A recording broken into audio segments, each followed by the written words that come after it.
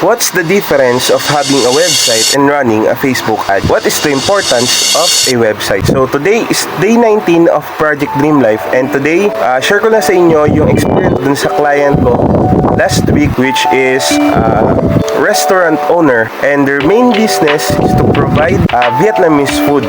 And local business lang naman din to, but ayun, nag-reach out ako sa kanila through email outreach, and nakakuha naman tayo ng positive response through phone call. Yun, tinawagan nila tayo, and after ko mapakilala, after na introduce niya yung sarili niya, and ang una niya naging tanong is, what's the importance of having a website, and what's the difference between running an Facebook ads and having a website? And yun yung naging tanong niya, and ang naging sagot ko naman is, yes, mahalaga yung website to create a strong and reputable image and build a credible online visibility.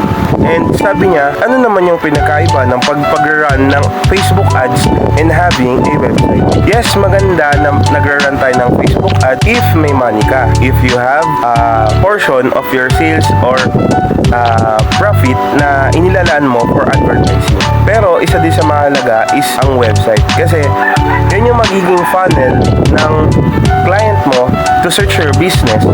And higit sa lahat, makikita nila doon yung previous works ninyo, yung services na ino-offer ninyo.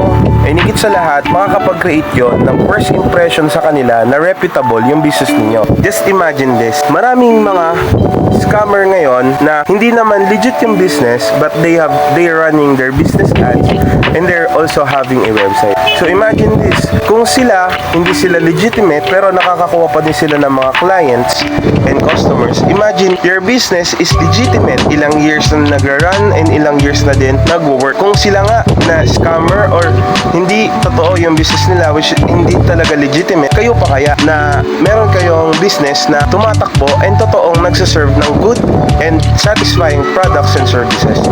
Start having a website. It will increase your sales in just a month by having a website. Dito din makikita yung reputation ninyo, makakapag-create ng credibility and trustworthy sa pangalan ng business ninyo, and makakapag-attract kayo ng client, and ang pinakamahalaga, it can generate more sales and income sa business mo. So yun, sana may natutunan kayo.